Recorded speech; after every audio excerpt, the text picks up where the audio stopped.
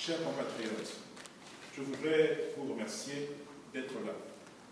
La distance ne vous a pas découragé. On me disait que non, il y a d'autres personnes. J'ai dit, pour paraphraser la Bible, si 2 ou 3 d'entre vous sont venus chez les 2, je dis la même chose. Si à moins 3 d'abonnés, je commence, c'est suffisant pour la même course. Le grand droit que vous voyez, les séquoias, vous voyez, c'est petit grain, rien du tout. Je suis sur l'année, c'est table géant. Qu'est-ce que c'est que les droits humains? Qu'est-ce que c'est que l'égalité des chances? Et qu'entendons-nous par la bonne de l'étranger? S'il faut rentrer dans des considérations diverses, différentes chartes, il va être difficile de tout dire, parce que je dois vous le dire, moi-même je ne lis pas ça. Je n'aime pas lire les histoires, de géographie, c'est compliqué. Je vais dire que ce qui est dans le livre, c'est pour rester dans le livre. Moi, ce que je veux, c'est comment est-ce qu'on vit au quotidien avec ça. C'est comme la foi, comment est-ce qu'on fait pour la magnifier. Mais si je dois vous dire, bon, voilà, dans tel clause, tel article, ça ne tue personne. C'est comme quand quelqu'un me dit, dans la Bible, c'est verset par ça ne tue personne. Donc, je préfère prendre toute la documentation des droits de l'homme, les mettre de côté et l'utiliser uniquement quand il y a un conflit. Mais pour nous, pour l'individu, pour celui qui est au quartier, c'est pour le droit de l'homme. Parce que chacun, parfois, l'utilise à la volo. Chacun l'utilise à son profit.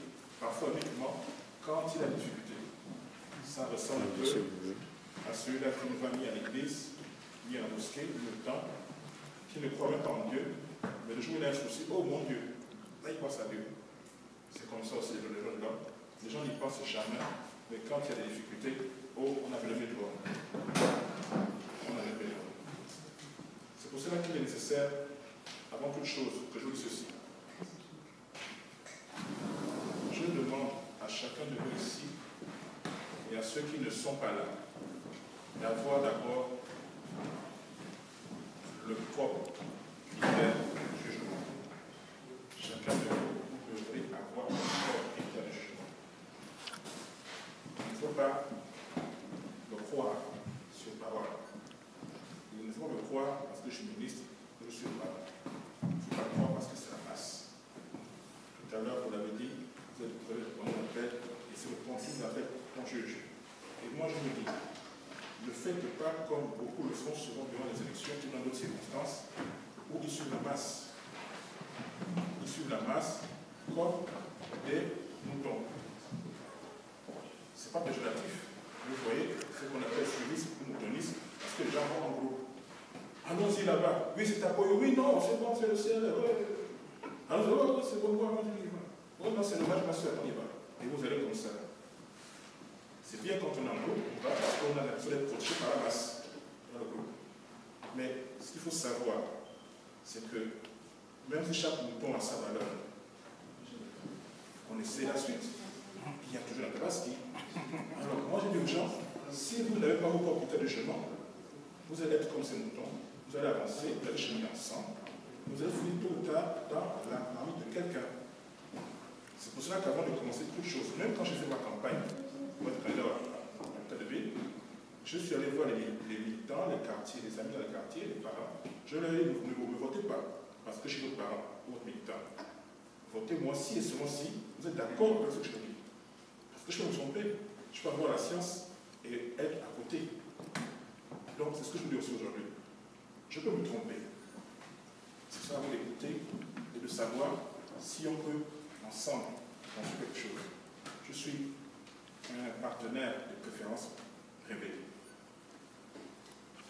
C'est pour cela que je dis, à mon sens, les droits humains qui ne sont pas du tout différents des droits de l'homme, c'est juste un problème de lexique, de syntaxe, parce que mon aîné, chef d'État, a dit, mais les femmes tout le temps disent, on dit droits de l'homme, on parle de la femme, donc pour ne pas avoir de problème avec nos sœurs, au risque de ne pas avoir la culture de soi, il a dit, bon, écoutez, on va dire human rights, droits humains. Mais c'est la même chose, c'est identique.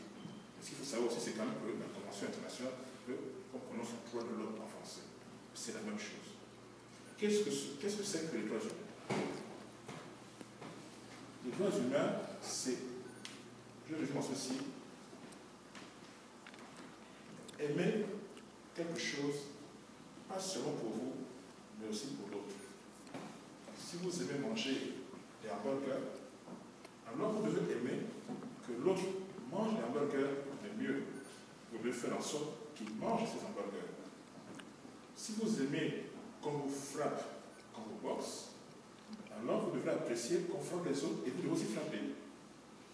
Mais vous ne pouvez pas aimer la douceur d'une caresse et proposer ou promouvoir la violence. Vous ne pouvez pas vous dire libre des étudiants de l'homme et casser des voitures et brûler des bâtiments. Vous ne pouvez pas faire dire quelque chose et le contraire de l'homme.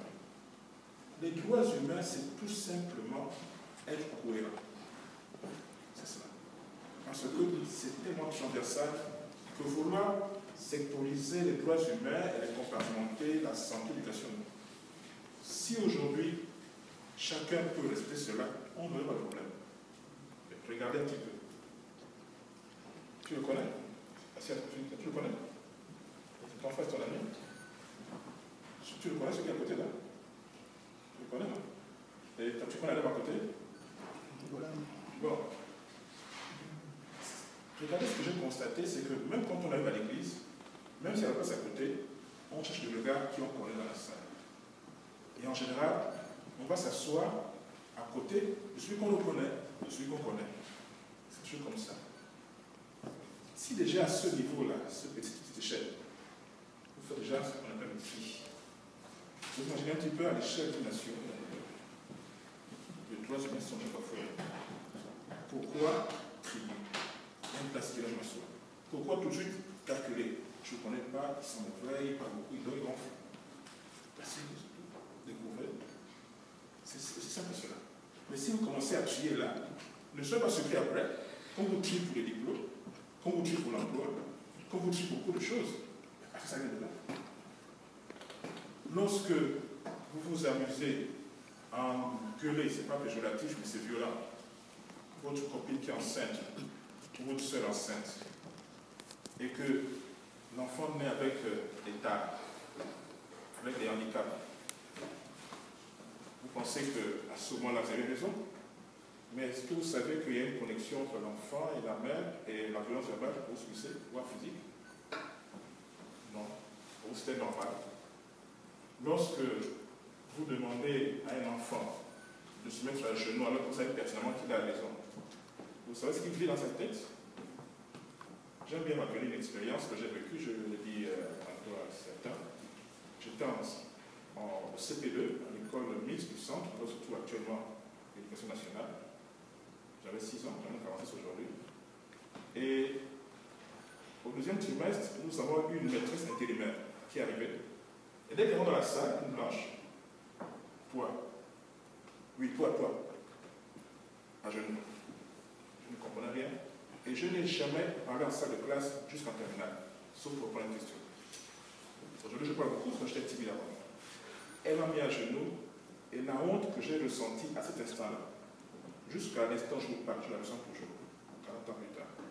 Je ne mets jamais aucun enfant à genoux, même pas les miens. Et moi-même, je ne mets jamais à genoux devant les gens. Jamais, même pas devant mon père, personnel. Mais vous imaginez un petit peu, si c'était un enfant qui avait des violences corporelles, des sévices et des cochons corporels dans la maison, l'esprit d'un enfant, c'est quelque chose qui garde la blessure comme une empreinte indélébile. Et en grandissant, l'enfant a tendance à reproduire cela. Les criminels rituels, par exemple, je suis désolé, c'est pas ex nihilo, ça vient de là parfois. En général, ça vient de là. L'enfant qu'on a tout le temps à la maison, ou qui assiste au bagarre entre papa et maman, ou bien qui assiste que vous êtes en train de conduire, il est assis à l'arrière, vous engueulez le chauffeur, le voisin, et vous sentez comme ça, là, vous formatez votre enfant. Vous créez là en ce moment celui qui va tuer quelqu'un d'autre, celui qui va encourager les pistons, celui qui va encourager les tourments de fond et la production, vous le créez là, dans votre maison. Ce n'est pas l'État qui crée, c'est nous, les parents, dans notre maison, qui faisons cela. Les droits humains, c'est vaste. Pour pouvoir en parler comme s'il s'agissait d'un cours magistral. C'est pour cela que je préfère souvent aller dans des choses aussi simples, terre à terre, aussi difficiles. Nous avons des complicités passives ou actives. Lorsque dans un établissement, une fille de 12 ans est enceintée par son instituteur, dans un village par exemple, quand les voisins veulent aller porter plainte à la gendarmerie, les parents leur disent non. Au moins l'instituteur, il a la PIP de s'occuper de l'enfant. Mais ce que vous imaginez d'abord, au de la loi, c'est que la garde, quand on est compressé. Vous êtes complice, vous faites en sorte que votre fille soit aussi. C'est vrai. L'enfant est là. Mais qu'est-ce qu'on se rend compte? En général, les filles mères comme ça vont pas loin.